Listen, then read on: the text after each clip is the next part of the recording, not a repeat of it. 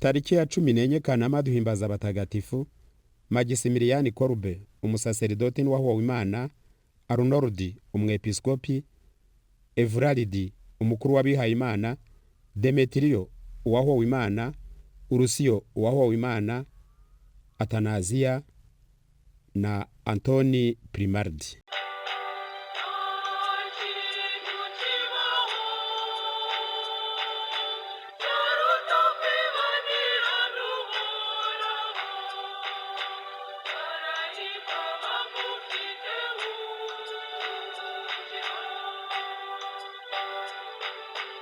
Turahimbaza mutagatifu Maximilien Kolbe wabayeho mu mwaka w'1894 kugeza mu 1941. Raymond Kolbe yavukiye Izanduska Wola ho muri Pologne. Ababyeyi be barabakene cyane. Arangije amashuri abanza yimukiye mu seminari y'Abafransiskani i Lvov tariki ya 14 Nzeri 1910. Nibwo yinjiye mu novisiya ahabwa izina rya Maximilien. Mu 1912 abakuru b'Abafransiskani bamwohereje i Roma kwiga teolojiya. Igihe ubutegetsi bwo mu Burusiya bwigaruriwe n'abakomunisti, Kolbe na bagenzi be b'abaseminari nibwo bashinze umutwe w'ingabo za Bikira Mariya utasamanywe icyaha.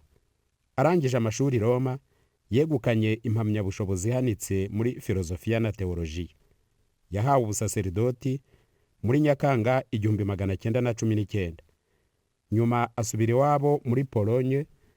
Ageze iwabo yihatiye cyane kwigisha no kwamamaza umubyeyi w'Imana utasamanywe icyaha. Yandika akanyamakuru kakwirakwizwaga mu bakristu hose mu gihugu. Hashize iminsi yatangije icapiro yandika utunyamakuru tw'urubyiruko twasohokaga buri munsi. Byose amaze kubona ko biri ku murongo bikora neza, yafashe inzira aja mu Buyapani, aja hitwa Nagasaki, ahashyira icapiro, atangira ubwo kwandika akanyamakuru ko kubahiriza umubyeyi w'Imana Bikira Mariya utasamanywe icyaha, kanditse mu Kiyapani. Kubera nyine iyo mirimo yose, hashize igihe umunaniro uramuganza atangira kurwaragurika. Mu 1936 yasubiye iwabo muri Pologne araruhuka, nyuma akomerezayo gukora mu bwanditsi bw'ibinyamakuru Gatulika. Ikinyamakuru yandikagamo icyo gihe cyari gifite abasomyi batabarika muri Pologne. Igihe intambara ya kabiri y'isi yose itangiye mu mwaka w'1939, ingabo za Hitler zigaruriye igihugu cya Pologne. Guhera ubwo rero imirimo y'ubwanditsi Padiri Maximilien Kolbe yakoraga irahagarikwa. Mu Kwakira 1940, kimwe n'abandi benshi, Padiri Kolbe arafatwa arafungwa.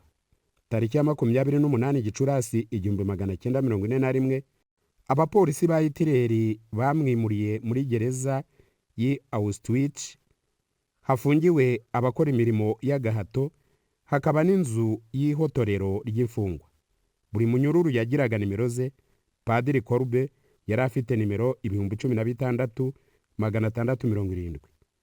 Mu mpera z'ukwezi kwa Nyakanga muri uwo mwaka nyine, umwe mu banyururu aracika. Abapolisi ba Hitler baramushakisha baraheba. Komanda wategekaga gereza arabishagwa ikomeye, ategeka ko kubera iyo mpamvu hagomba kunyongwa abanyururu bagenzi be 10 bicishijwe inzara.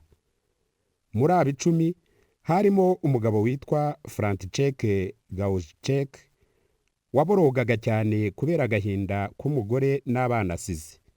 Padiri Kolbe rero abona amarira n'agahinda uwo mugabo ajyanye, amugirira impuhwe, nuko yegera umukuru wa gereza amusaba kunyongwa mu kigwi cya František. Baramwemerera. Padiri Maximilien Kolbe yapfuye ku itariki 14 Kanama 1941 yicishijwe inzara.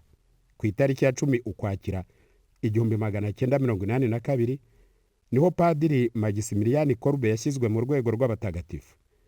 Uw'ingenzi wavugwa wari muri iyo mihango ni František Gajowniczek uwo padiri Korube yarengeye akemera kwicwa mu kigwi cye. Ntawagira urukundo ruruta urw'umuntu uhara amagara ye kubera inshuti ze. Yohani umutwe wa 15 umurongo wa 13.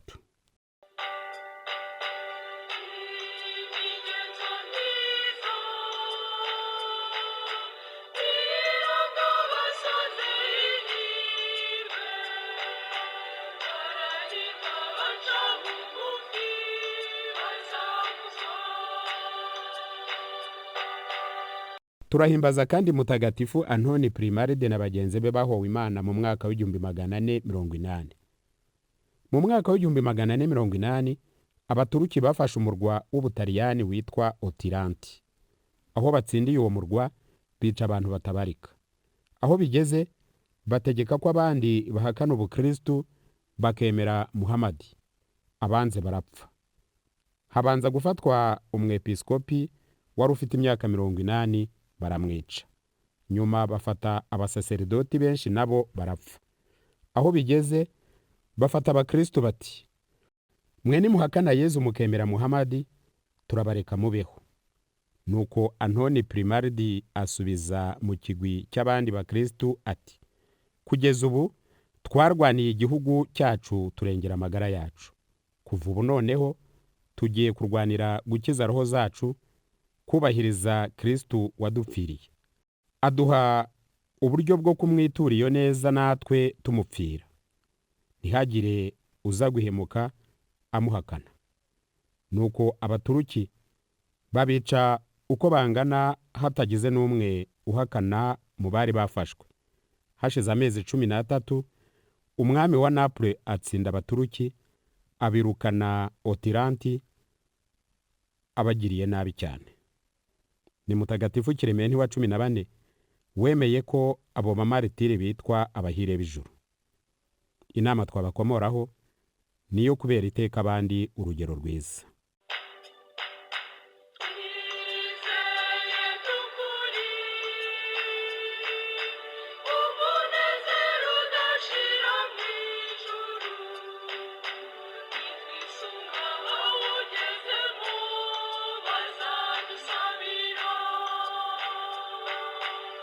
Abandi batagatifu bizihizwa uyu munsi. I Roma turahimbaza mutagatifu Eusebio umusaserdoti.